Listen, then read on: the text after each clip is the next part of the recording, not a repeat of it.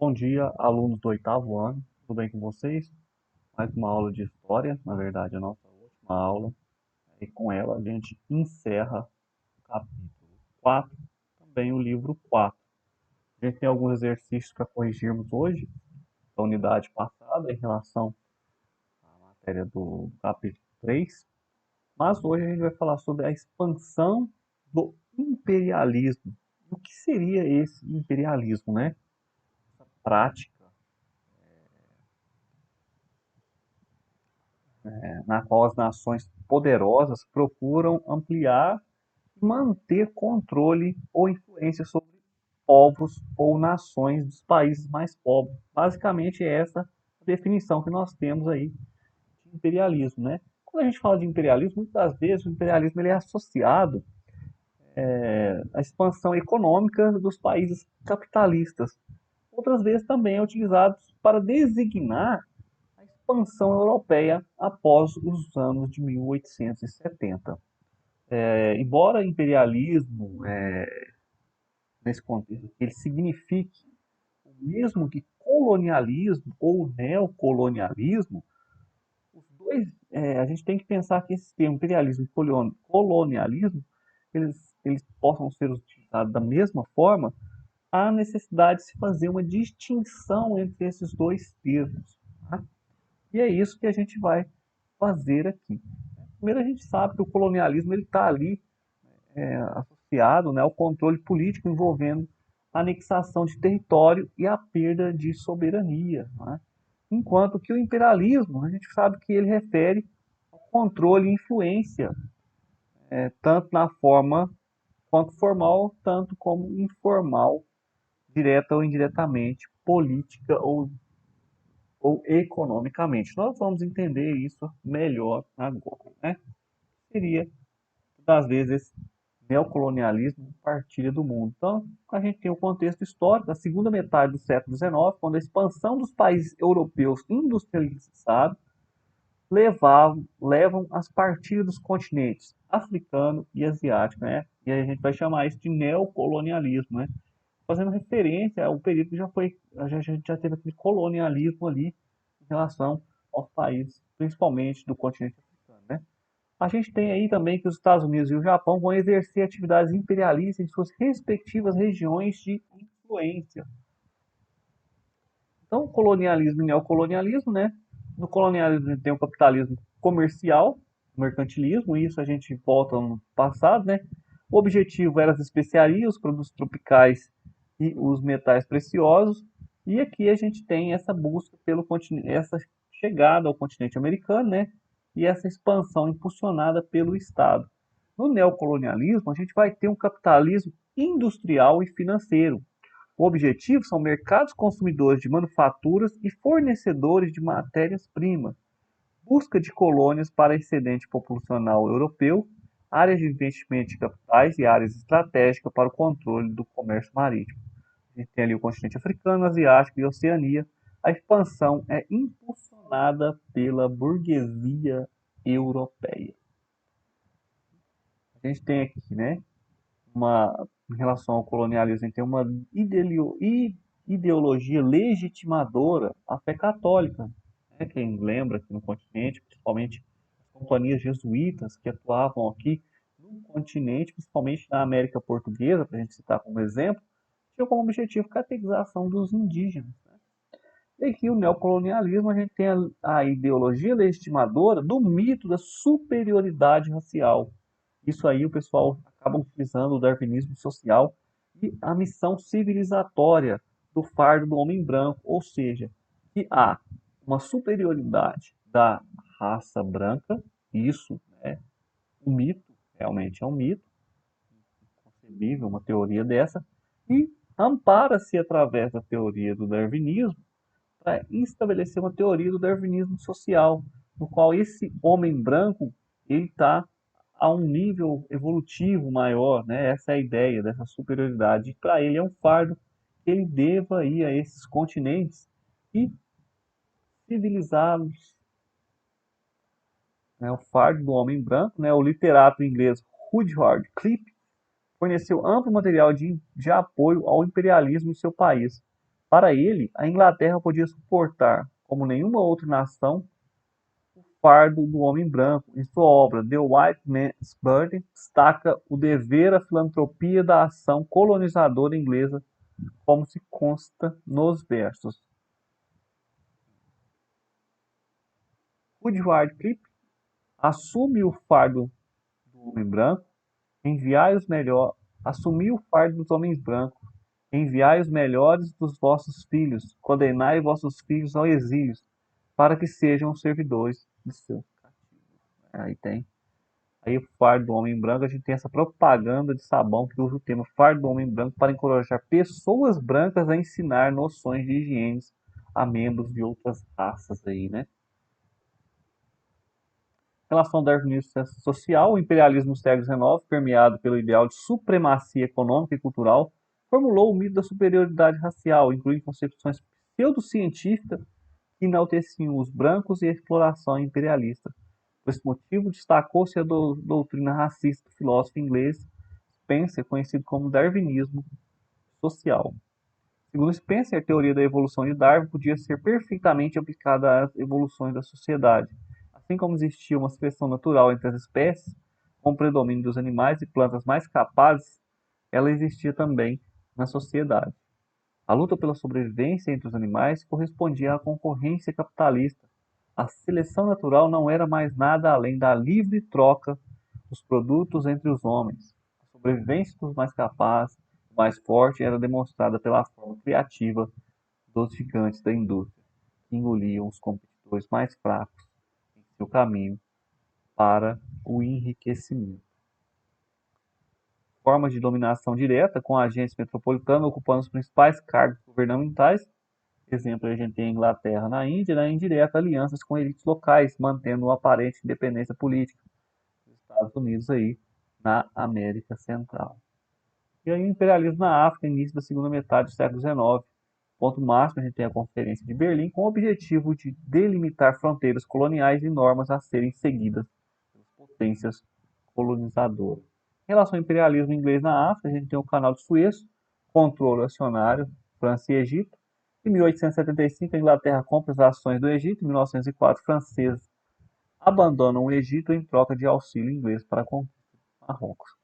A gente tem as guerras dos Boeres, né, colônias holandesas, fundam a República de Transvaal e Orange. O conflito inicia-se quando descobre diamantes na região de Joanesburgo, Transvaal. Resultado, em 1902, a Inglaterra vitoriosa anexa as repúblicas da Colônia do Cabo e Natal à União Sul-Africana. Aqui a gente tem uma imagem aí do continente africano. O domínio britânico no continente africano de 1853 a 1902, né? Imperialismo francês na África, a gente tem aí presente na África desde 1830, a França dominava as seguintes regiões do continente: Argélia, Tunísia, Marrocos, Sudão, Madagascar e a Somália francesa, né? Outros países europeus na África, a gente tem a Alemanha, atual em Cameru, que é a atual República de Camarões, Togo, Sudoeste e Oriente da África. A Itália, o litoral da Líbia, Eritreia, Somália, Abissínia, Etiópia, são derrotados. Na Bélgica tem o Congo, propriedade pessoal do rei. Portugal, Angola, Moçambique, Guiné-Bissau e Cabo Verde. E a Espanha, o Rio do Ouro, a Gâmbia. Imperialismo na África. E a gente tem os países, as colônias relacionadas aos seus países, né? Aqui, de rosa são os países independentes e a gente tem as colônias da Bélgica, da França, da Alemanha, né? E sucessivamente. Então, mais claro, né? De azul a França, a Inglaterra de vermelho, a Alemanha de verde, aí, parte aí desse imperialismo na África. E depois, posteriormente, a gente tem o imperialismo na Índia, né? Em 1498, a chegada dos portugueses com o Vasco da Gama, e 1763, a vitória da Inglaterra na Guerra dos Sete Anos, guerra de 1756 a 1763, resulta no predomínio inglês sobre o território. Em 1848, a intensificação do controle com a imposição de uma administração britânica, né, de construção de entradas, organizações de missões políticas religiosas, ruína da economia tradicional voltada à subsistência industrial, à indústria manufatureira, né? Em 1857 a gente tem a Guerra do Ceará. Após os indianos derrotados, passam à condição de colônia britânica. Em 1877, o ministro Israel transforma a Índia em área do Império, sendo a rainha Vitória coroada como imperatriz da Índia. Outras regiões colonizadas pela Inglaterra, Tibete, Afeganistão, Austrália e ilhas vizinhas. No ano de 1900, a gente tem a Inglaterra, que torna o maior império do mundo. E a gente tem o imperialismo. O Japão, até 1542, era isolado do Ocidente. Durante as navegações de Portugal e Espanha, viu missões jesuíticas. Em 1816, extermina 37 mil cristãos japoneses e retorna ao isolamento por mais 2 séculos. Em 1848, fecha seus portos aos estrangeiros e organiza-se sob uma estrutura feudal. Aí a gente tem um período do Japão feudal. Em 1854, os Estados Unidos força a abertura dos portos japoneses ao comércio mundial. Estratégia acordada entre o clã do shogunato, a família Tokugawa, que possuía comando político do país. Início da europeização do Japão, este sujeitando-se ao Ocidente. Oposição ao shogunato se organiza, clãs rivais unidos ao imperador se revoltam e voltam a centralizar o poder no império, né? A gente tem um período denominado por Era Meiji, industrialização e modernização, que resulta no início do imperialismo japonês. A gente tem a guerra contra a China de 1894 e contra a Rússia de 1904. A China, em meados do século XIX, essencialmente agrícola, governo imperial em constante crise, 400 milhões de trabalhadores. Em 1841 a gente tem a Guerra do Ópio, motivada que em 1839 os chineses derramam ao mar 20 mil caixas de ópio britânico. Inglaterra exige indenização que não é paga.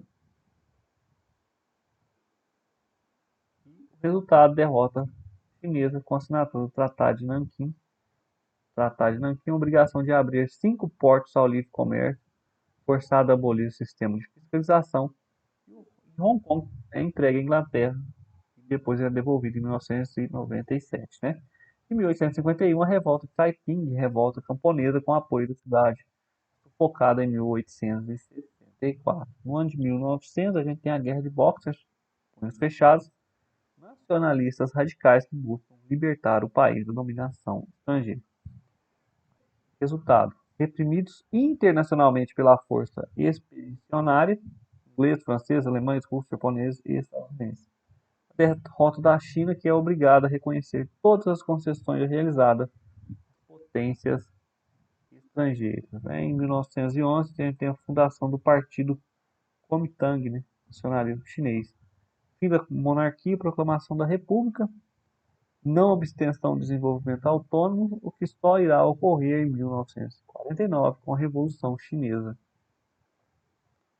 No tal do mundo, a gente tem aí essa divisão aí, né, imperialismo aí, cada país querendo uma fatia do mundo.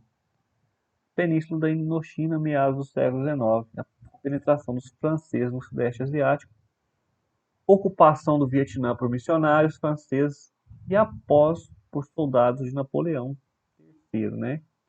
Em 1863 submete a Laos e Camboja. Em 1887 a criação da União Indochina, a qual só irá se libertar em meados do século XX. E aqui a gente tem um resultado do imperialismo. Metrópoles imperialistas, lucro e intensificação do desenvolvimento, solução parcial para a crise do mercado, superpopulação, amenizou as lutas sociais internas, classe operária, essas coisas, e o mundo colonizado, desnutrição econômica, política social e cultural, fomes, lutas nacionalistas, segregação racial e social. Então, esse é o resultado que a gente tem aí desse mundo colonizado, né? Aqui a gente tem essas imagens do continente africano. Né?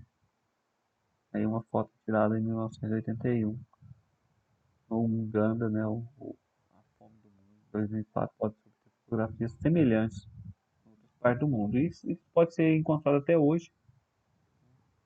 Imagens aí que chocam o mundo. Isso acaba sendo resultado desse imperialismo, dessa busca dessas grandes potências por cada vez mais lucros, né? E isso eles obtêm muitos lucros, cada vez mais lucros, através, quando busca se associar ao neoliberalismo hoje, né? Fica mais evidente isso, na qual os países que essas potências se instalam na busca de força de trabalho mais barata, na qual não se pague os direitos trabalhistas, né? E isso faz com que esses países permaneçam cada vez mais pobres, com suas economias cada vez mais fragilizadas. Então, a gente encerra a aula por aqui hoje. A gente hoje vai corrigir os exercícios do capítulo anterior. E desse capítulo também vocês podem fazer os exercícios. São bastantes exercícios. Se não der para a gente corrigir, eu lanço um vídeo extra ou eu mando a correção no grupo, tá bom? Nos encontramos daqui a pouco, às 10 horas. Bons estudos.